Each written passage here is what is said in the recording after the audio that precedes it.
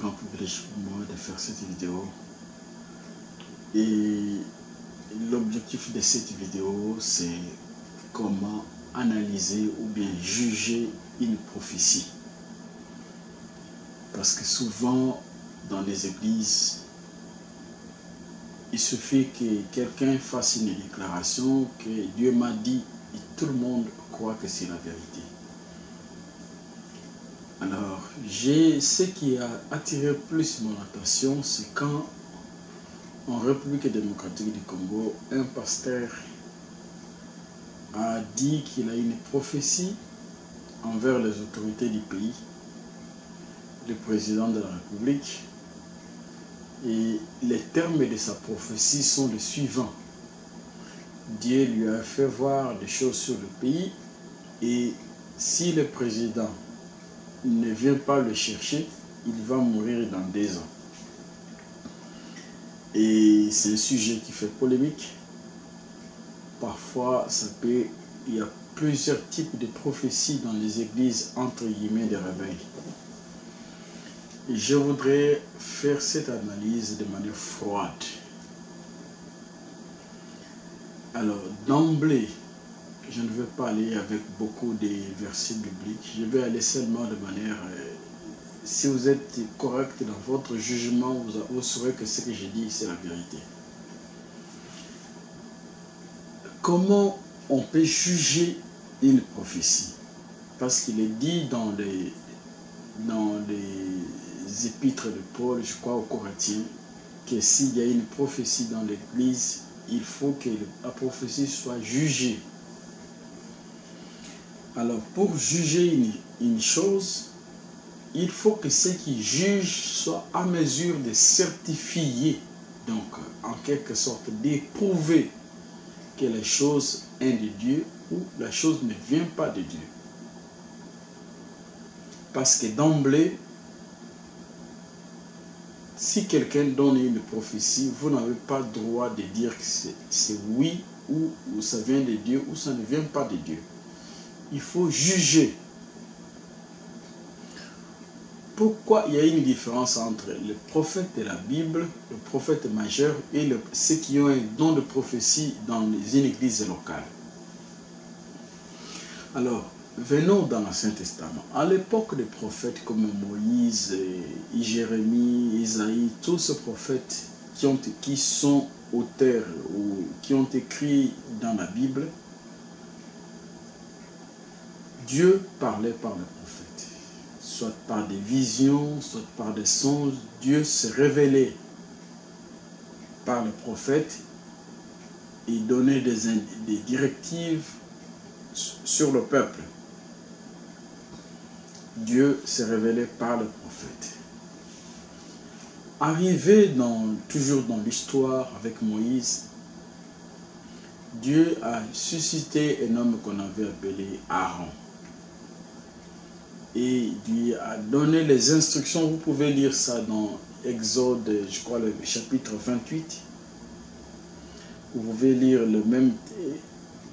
On parle d'un dispositif que Aaron devait porter sur son thorax, ici au niveau du pectoral.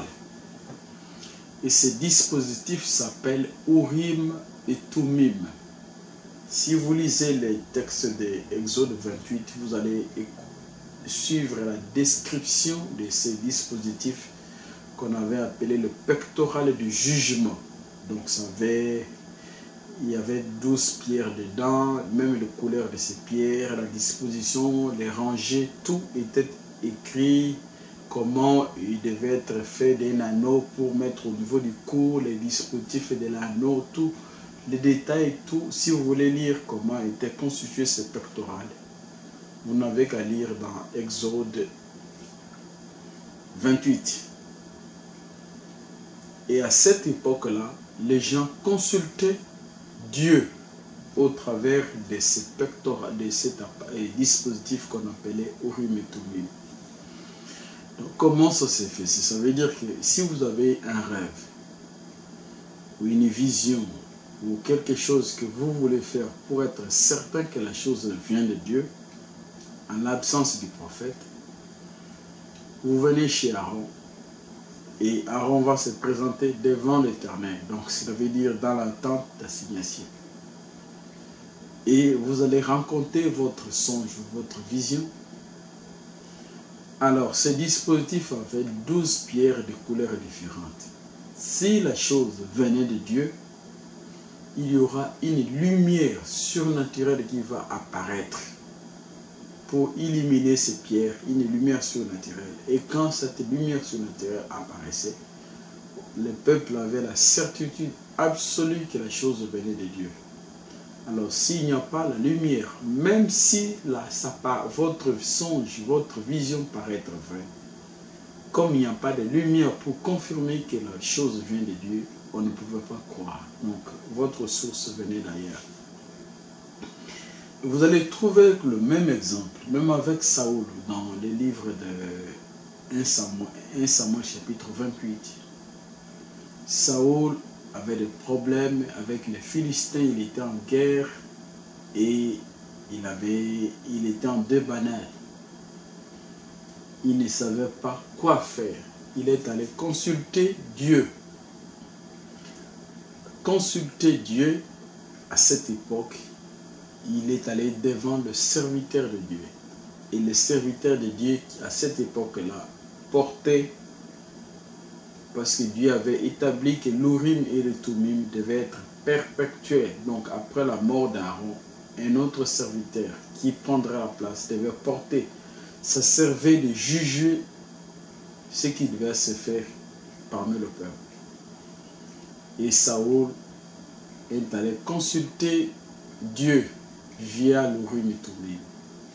Et Dieu ne m'a pas répondu. Il n'y a eu ni son, ni quoi, ni quoi. C'est pourquoi il est, après n'avoir reçu aucun message de Dieu, il est allé chez la sorcière d'Endor.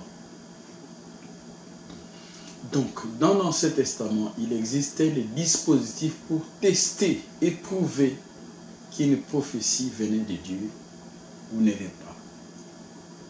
Et le premier dispositif s'appelle Urim et Thummim. On pouvait aussi consulter Dieu, comme je l'avais dit, d'abord par les prophètes. Dieu par l'Urim et le Thummim. Maintenant, dans notre génération, nous n'avons plus de prophètes comme Moïse, comme ces gens de la Bible. Nous n'en avons plus. Nous avons des pasteurs, des gens qui se proclament par-ci, par-là, évêques, des titres de toutes sortes. Comment, dans notre génération, nous pouvons tester qu'une prophétie n'est pas de Dieu? Pourquoi nous devons tester?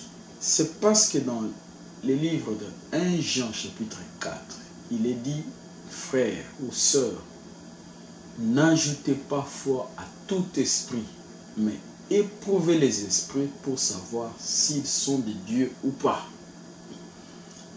Car il y a beaucoup de faux prophètes, de faux pasteurs, de faux docteurs qui sont répandus dans le monde. Et la Bible recommande aux croyants de tester, d'éprouver les esprits. Le terme grec éprouver vient, d'après l'histoire, vient d'un mot qui a été utilisé dans la métallurgie. Donc, c'est un test de métaux qui consistait à éprouver, à tester la pureté et la valeur des métal.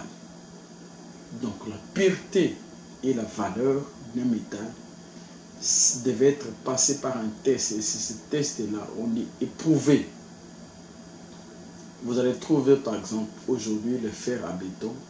Les États-Unis accusent les Chinois que les aciers qu'ils fabriquent ne sont pas 100% purs.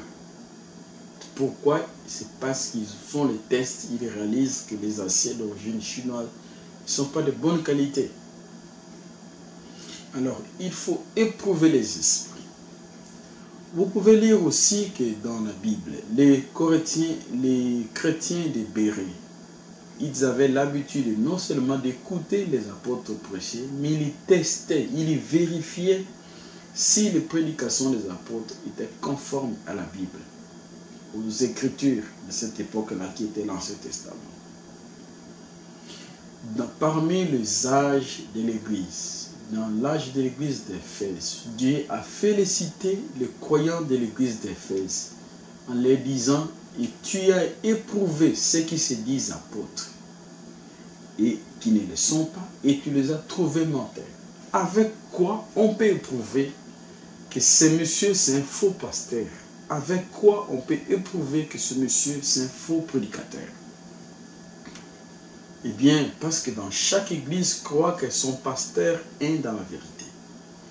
Et chaque communauté croit que sa communauté est dans la vérité. Avec quoi on peut connaître que ceci est faux et ceci est vrai. C'est pourquoi, si vous mettez la première chose qui vous vient en tête, c'est de voir le miracle. Parce que quelqu'un fait un miracle, il est serviteur de Dieu. Je vous dis avec une précision de 99% des chances, vous allez vous tromper. Pourquoi vous allez vous tromper? En regardant le miracle. Jésus a insisté dans Matthieu 24 à plusieurs reprises. Plusieurs faux viendront, plusieurs faux Christ, de faux prophètes viendront. Et il a ajouté, ils feront beaucoup de miracles. Si vous regardez seulement les miracles pour dire que ce monsieur c'est un serviteur de Dieu, soyez sûr que vous allez vous tromper. Et même si il vous donnait une prophétie du genre et que la prophétie qu'il a dit se réalise, cela ne veut pas dire aussi que ce monsieur c'est un serviteur de Dieu. Pourquoi je vous dis ça? Le texte de Deutéronome chapitre 13 est clair. Donc quelqu'un peut vous donner une prophétie, il dit demain il va pleuvoir à partir de 11h jusqu'à 17h. Et exactement la pluie tombe demain à l'heure précise jusqu'à 18h comme le monsieur l'avait dit. Cela ne veut pas dire que cette prophétie-là, que le monsieur-là est un serviteur de Dieu. La Bible dit que si quelqu'un te dit, il te donne une prophétie, te dit un rêve ou un songe, et que la chose arrive exactement comme il t'a dit, et après t'avoir dit une prophétie qui est arrivée exactement comme il t'a dit, mais s'il te dit d'allons servir d'autres dieux que tu ne connais pas, il est dit, tu n'écouteras pas ce prophète, car c'est l'Éternel qui vous met en l'épreuve pour savoir si vous l'aimez. Lisez le texte de Deutéronome chapitre 13, c'est clair. Donc ce n'est pas le fait que quelqu'un ait prophétisé et qu'une chose, ce qu'il a prophétisé, est arrivé correctement, que cela prouve que ce monsieur est un serviteur de Dieu. Encore plus, Jésus avait dit dans Matthieu chapitre 7 et le verset 21 que plusieurs viendront ce jour-là et me diront, n'avons-nous pas prophétisé en ton nom? N'avons-nous pas chassé les démons en ton nom? N'avons-nous pas fait beaucoup de miracles? N'avons pas guéri les malades en ton nom? Mais il leur répondra, éloignez-vous de moi, je ne vous ai jamais connu. Alors vous pouvez vous demander, comment se fait-il que quelqu'un que Dieu ne connaît pas ait utilisé son nom et prié pour le malade et chassé les démons, et les démons ont obéi? Les démons n'ont pas obéi à cause de la personne, mais ils ont respecté le nom de Jésus. Même un fou, s'il évoque le nom de Jésus, le miracle peut se produire, non parce qu'il est chrétien, mais simplement parce que les démons reconnaissent l'autorité du nom. Alors, comment on peut juger que la prophétie que le monsieur avait dit vient de Dieu ou pas? D'emblée, je devais donner de manière facile 3 exemples dans la Bible. Parce qu'aujourd'hui, la Bible dit que Jésus-Christ est le même hier, aujourd'hui, éternellement. Comme nous n'avons plus de prophètes parmi nous, et les systèmes d'Urim et Thummim qui existaient dans l'Ancien Testament, nous n'en avons pas. Aujourd'hui, nous considérons, parce que l'Urim et les Thummim, c'était le jugement, ça servait de jugement, le verdict parmi le peuple d'Israël. Aujourd'hui, l'Urim et le Thummim peut être comparé à l'Ancien et le Nouveau Testament. Donc, tout l'Ancien et le Nouveau Testament, pris ensemble, doivent juger toute prophétie qui viendrait de n'importe quelle personne. Et ayez toujours en l'esprit que même si la personne donne une prophétie et que la chose s'accomplit exactement comme il a dit, et que cette personne-là enseigne des fausses doctrines, selon Deutéronome chapitre 13, tu n'écouteras pas ce monsieur-là. Alors, vous avez un exemple de prophètes qui ont eu des problèmes avec les autorités politiques. Vous avez l'exemple de Jean-Baptiste. Vous pouvez lire dans Marc chapitre 16 à partir du verset 17 jusqu'à 29. Jean-Baptiste avait des problèmes avec Hérode. Hérode l'avait mis en prison.